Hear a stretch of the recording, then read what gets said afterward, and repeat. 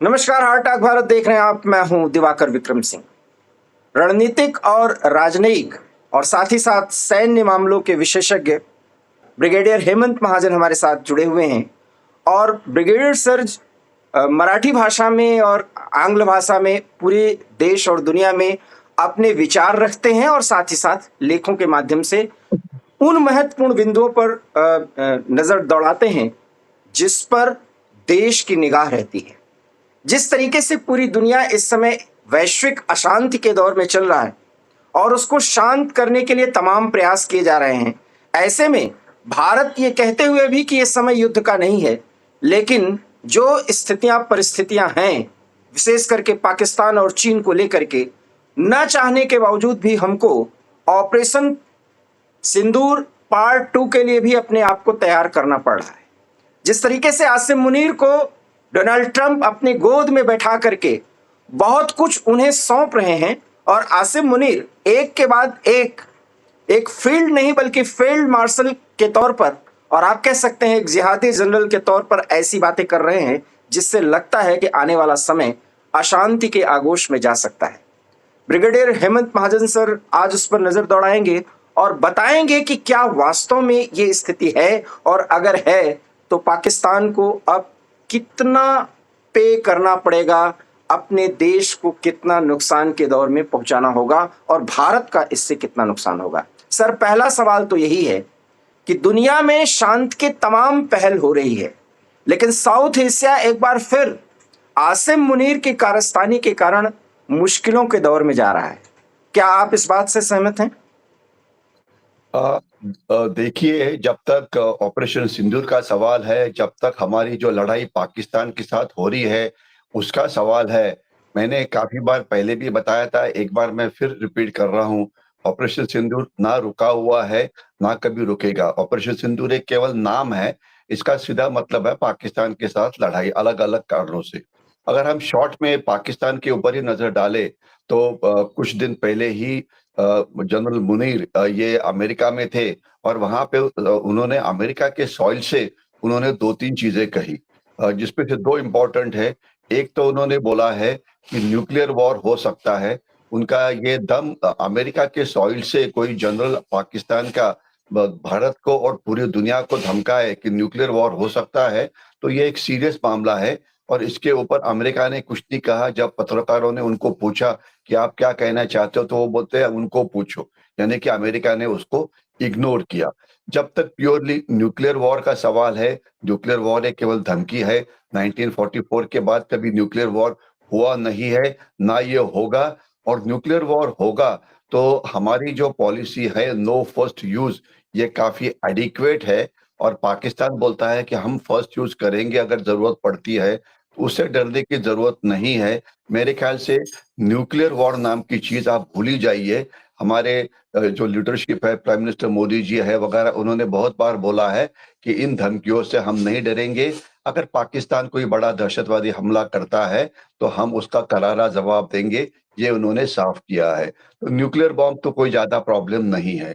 जब तक दूसरा सवाल है पाकिस्तान का, उन्होंने एक कल परसों एक नया एंगल उठाया है कि वो बोलते हैं कि हम भारत का जो जामनगर में रिफाइनिंग के फैक्ट्री है रिलायंस की, जो वर्ल्ड की सबसे बड़ी फैक्ट्री है, 1.5 लाख टन का जो ऑयल कच्चा तेल वहाँ पे रोज रिफाइन किया जाता है और भारत के लिए वो काफ़ी इम्पोर्टेंट है। तो वो बोलते हैं कि ज़रूरत पड़े तो हम इस प्रकार की जो रिफाइनरीज़ है, उसके ऊपर हमला कर सकते हैं। अभी ये जो पाकिस्तान की धमकी है, ड्रोन्स या क्षेपणास्त्र यानी मिसाइल्स का इस्तेमाल करते हुए भारत के जो इम्पोर्टेंट, यानी कि जिसमें रिफाइनरीज है, जिसमें तेल के पाइपलाइंस है, जिसमें न्यूक्लियर रिएक्टर्स है, जिसमें बड़े सिटीज है, तो ये जो धमकी है, इसे हमने सीरियसली लेना चाहिए और उसके 2 कारण हैं। एक पाकिस्तान के साथ सीधा जुड़ता है और दूसरा दुनिया के साथ जुड़ता है।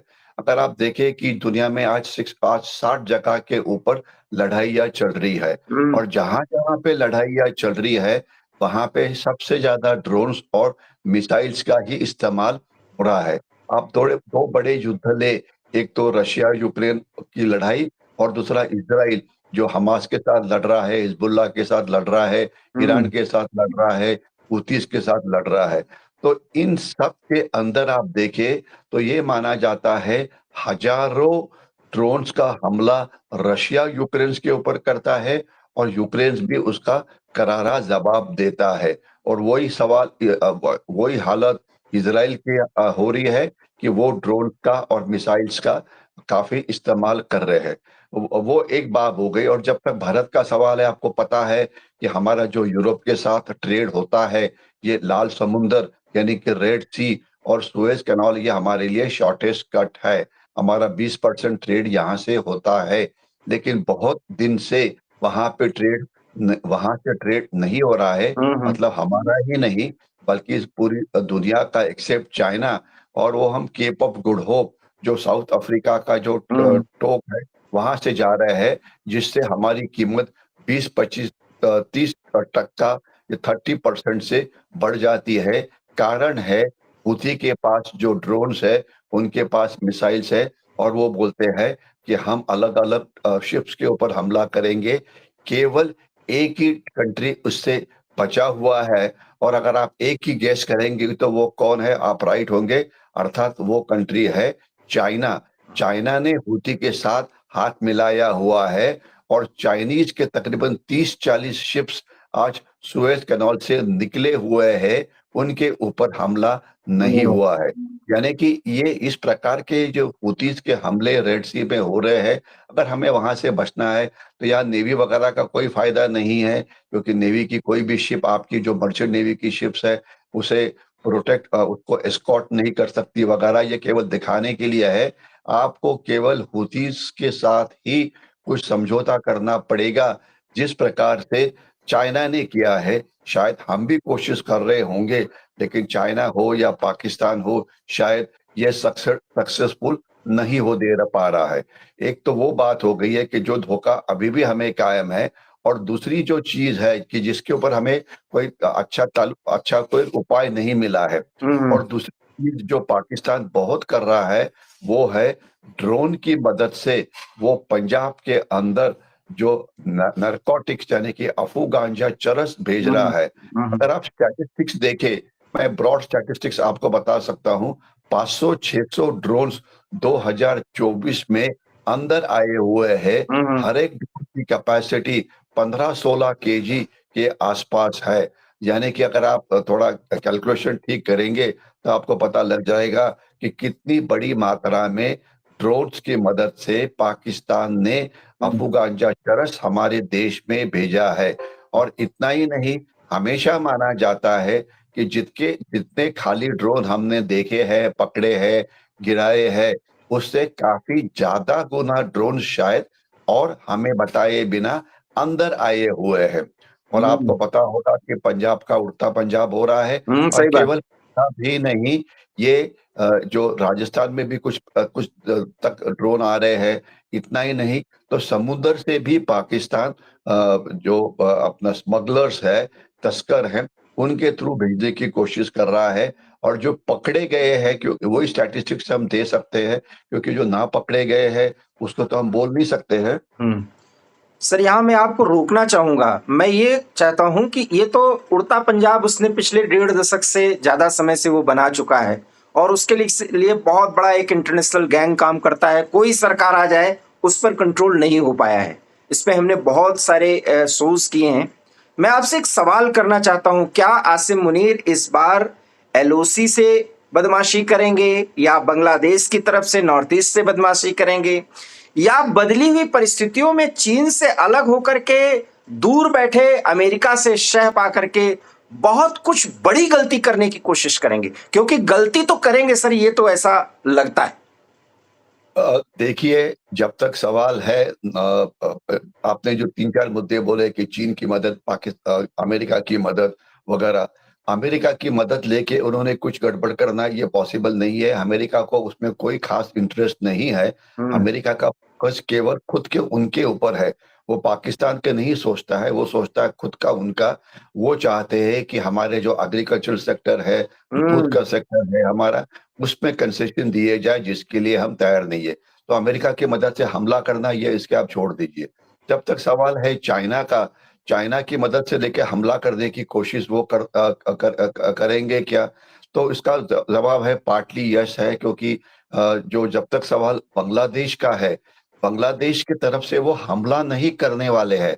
मैं हम्म। रिपीट करना चाहता हूँ, लोग सोचते हैं कि पाकिस्तान क्या करेगा, बंदूक का हमला करेगा या बॉम्ब स्फोट का हल्ला करेगा। मैंने अभी तक 100 बार बोला है, मैं 101 टाइम फिर एक बार रिपीट करना चाहता हूँ, ये बॉम्ब ब्लास्ट के दिन चले गए हैं। हम्म। 26/11 जैसे हमले के दिन ये चले गए हैं, ये नहीं होंगे। मैं रिपीट कर रहा हूँ आपके सामने, शायद मेरी सेंटेंस खत्म होने के पहले ही शायद आपको कोई आपके स्टूडियो में पीछे से बता दे कि एक हमला हो गया है। नहीं होगा जी, मैं आपको बताता हूँ, उनकी हिम्मत ये करने की हिम्मत नहीं है। हम्म। ड्रग्स तो वो कर रहे हैं, उसके बारे में तो हमने बात किया है, लेकिन जो चीज़ खुद हमारे प्राइम मिनिस्टर ने 15 अगस्त को बोली, वो हम्म। है डेमोग्राफिक इन्वेजन।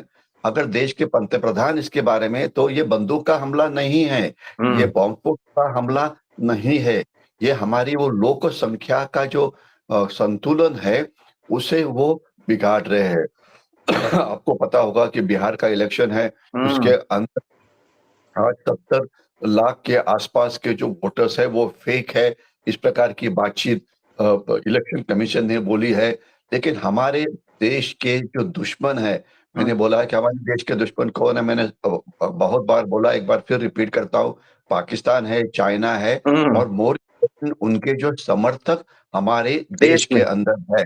अगर आप आज देखेंगे, इस समय उनके समर्थक सुप्रीम कोर्ट में गए हुए हैं, ये बोलने के लिए कि लोगों के नाम निकाले जा रहे हैं और सुप्रीम कोर्ट का यहाँ पे खैर कोई काम नहीं था, लेकिन सुप्रीम कोर्ट भी बहुत बार ऐसी चीज़ों में अपना नाक डालता है, जहाँ पे कोई ज़रूरत नहीं है, क्योंकि ये जो इलेक्टोरल रोल जो चेंज हो गए हैं, ज नाम डिलीट हुआ है, ये कल-परसों की बात नहीं है, ये बल्कि ये बहुत दिन से चल रहा है। तो हम्म। अगर इसे अपोज़ करना चाहिए था, तो 2 महीना पहले, 3 महीना पहले, 4 महीना पहले अपोज़ करना चाहिए था, लेकिन अपोज़ नहीं किया है, तो सुप्रीम कोर्ट क्यों को भी पूछना चाहिए, आप क्या चाहते क्या हैं? और अभी आपने दबाव डाल के रखा हुआ है।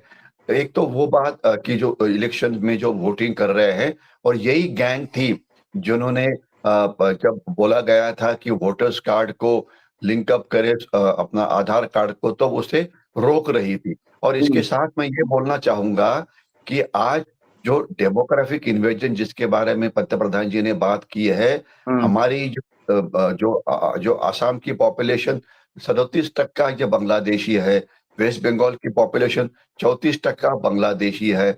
आज ये माना जाता है 6-7 करोड़ से ज़्यादा बांग्लादेशी हमारे देश में है, जिसमें से 70 से 80 लाख महाराष्ट्र में है, जहाँ से मैं अभी बात कर रहा हूँ। बिल्कुल और बिल्कुल। इसके इसके साथ ही मैं एक ये जोड़ना चाहूँगा, सरकार कोशिश कर रही है, ये मत सोचना कि पूरी विज़डम हमारे पास ही है और हमें सॉल्यूशन पता है और सरकार कुछ नहीं कर रही है, ये बिल्कुल नहीं कहना चाहूँगा मैं।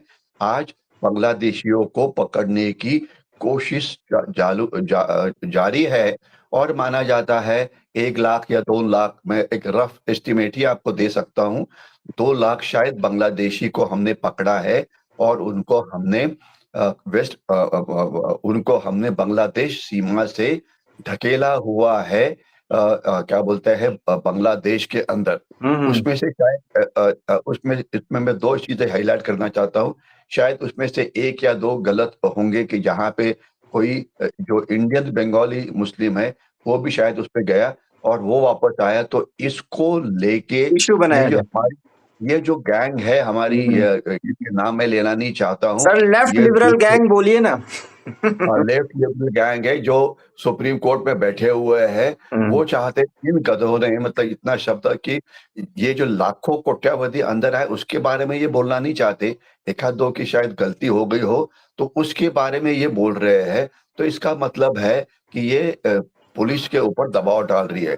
लेकिन आपके सामने कि पकड़ो मत, ये मत करो, डर डर आ रही है। लेकिन मैं आपके सामने 2 चीज़ें रखना चाहूँगा कि देखो, पुलिस पकड़ने की कोशिश तो कर रही है, लेकिन पुलिस जो पकड़ती है, उसमें उसे जो पकड़ने का काम होता है कि अगर आपने बोला कि इस इलाके में ये 2-3 लोग जो है, ये बांग्लादेशी है। लेकिन हम्म। उसको प्रूव करना है, उसको चेक करने का काम पुलिस स्टेशन में जो इन्वेस्टिगेटिंग ऑफिसर होते हैं, उनका होता है।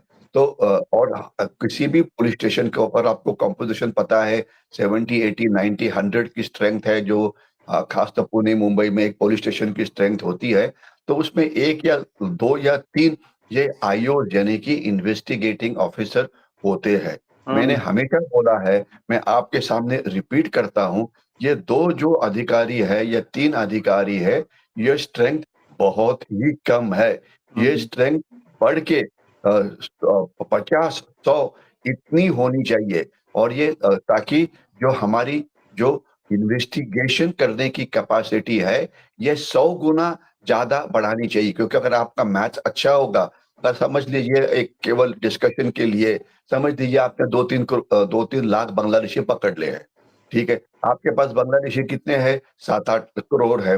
अगर आपकी मैथ्स अच्छी होगी, अगर 2 लाख को पकड़ने के लिए अगर आपको 6 महीना लगता है, तो 7-8 करोड़ के लिए क कितना? तो उसका आंसर है 3000 साल। यानी कि आपकी ग्रैंडसन की या ग्रेट ग्रैंडसन के समय भी इसको हम पकड़ नहीं पाएँगे। या इसका मतलब सीधा साफ है, इन्वेस्टिगेटिंग ऑफिसर की संख्या जो पुलिस का हिस्सा है, ये 100 गुना बढ़ाना चाहिए। वो कैसे मैं शॉर्ट में बता दे सकता हूँ आपको।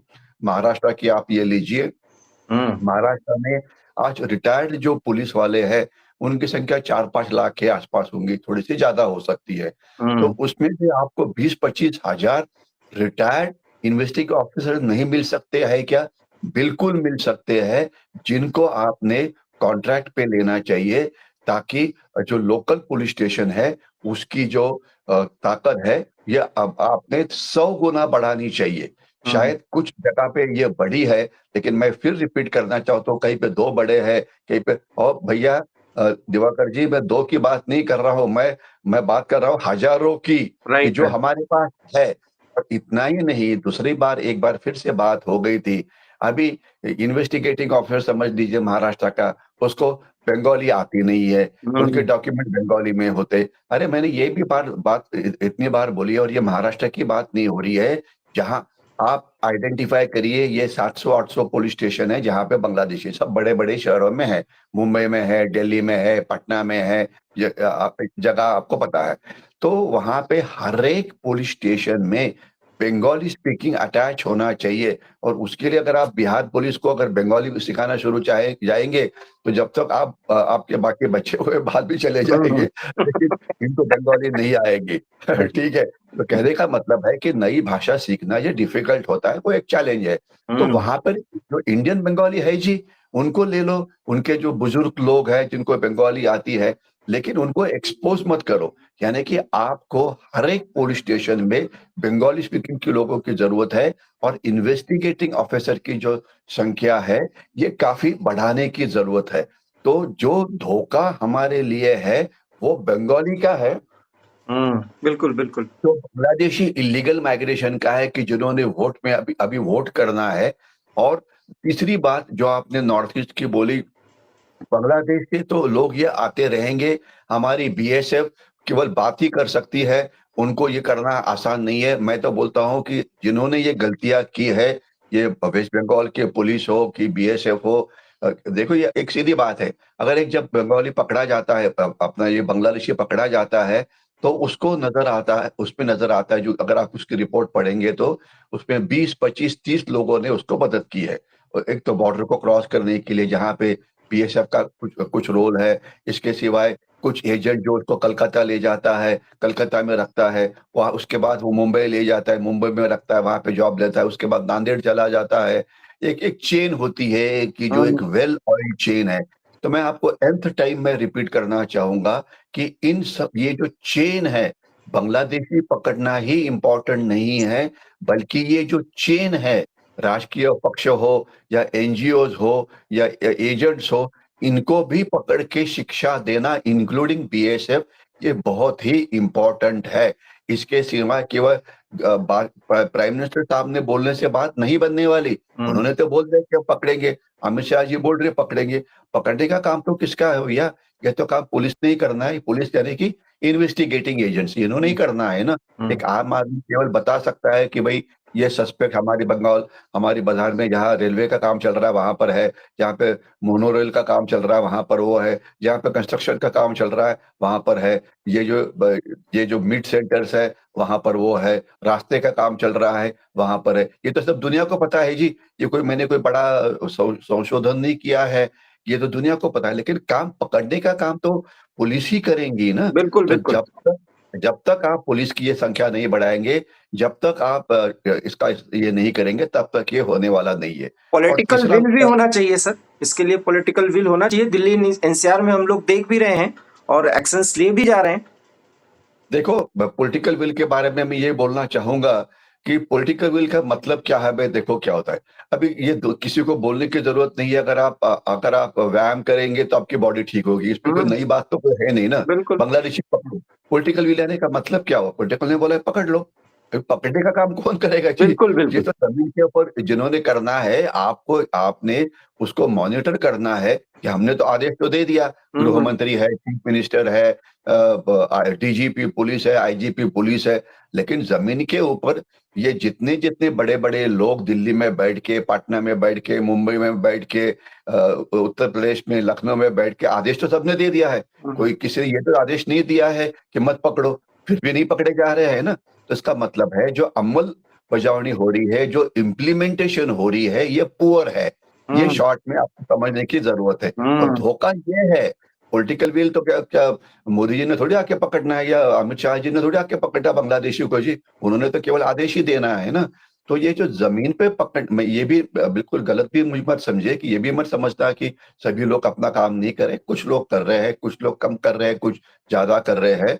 लेकिन आपकी इम्प्लीमेंटेशन ये बहुत ही बड़ी ज़रूरी है। मात्रा में होनी चाहिए। ये क्योंकि अगर मोदी जी को अगर बोलना पड़ता है कि बांग्लादेशी पकड़ो, या माइग्रेशन हो रहा है, तो ऑब्वियसली ये प्रॉब्लम हल नहीं हुई है ना। हुँ, हुँ, इसलिए बिल्कुल। ये केवल इंडिकेशन है। तो ये पाकिस्तान का बॉम्ब ब्लास्ट का हल्ला ये भूल जाइए आप। मैं नॉर्थ ईस्ट की तरफ थोड़ा-सा फिर एक बार आ जाता हूँ कि वहाँ पे उनकी कोशिश जारी है। मैंने हमेशा बोला है, मैं उसको एक बार फिर रिपीट करता हूँ। आप पाकिस्तान के साथ जो पारंपरिक लड़ाई है, मतलब पाकिस्तान के हुँ, साथ जो लड़ाई है, उसके बारे में आप बिल्कुल चिंता मत करो। उसकी फ़िक्र मत करो, वो इंडियन आर्मी का काम है, इंडियन आर्मी वो करेगी। हुँ, हुँ, उसकी फ़िक्र मत करो। नॉर्थ ईस्ट में गड़बड़ होती है, इंसर्जेंसी होती है, या तो कहीं से मणिपुर से हो, या म्यांमार से हो, या कहीं से हो, इसकी फ़िक्र मत करिए। वहाँ पे इंडियन आर्मी वो अपना काम करेगी। प्रॉब्लम उसकी है जहाँ पे आर्मी इन्वॉल्व्ड नहीं है, वहाँ हुँ। की प्रॉब्लम है। तो अब ये देश के दहशतवादी हमला अंदर जो होगा ये पाकिस्तान है, उस पाकिस्तान पर नज़र रखनी है और उस पाकिस्तान को सीमित करने के लिए जो कानून प्रवर्तन जो एजेंसियां हैं, उनको प्रभावी रूप से एक्टिवेट होना पड़ेगा और उन पर गवर्नेंस होनी चाहिए। आप यही कहना चाह रहे हैं ना सर? बिल्कुल, आपने सही कहा है, ठीक है? तो यही काम करना चाहिए। आप पाकिस्तान की फ़िक्र मत करो, हुँ, चाइना की आप फ़िक्र मत करो जब तक लड़ाई का सवाल है। हुँ। आप फ़िक्र करो ये जो अंदर के जो लोगों को पकड़ने की कोशिश कर रहे हैं, इसे ज़्यादा एफ़िशिएंट बनाने की।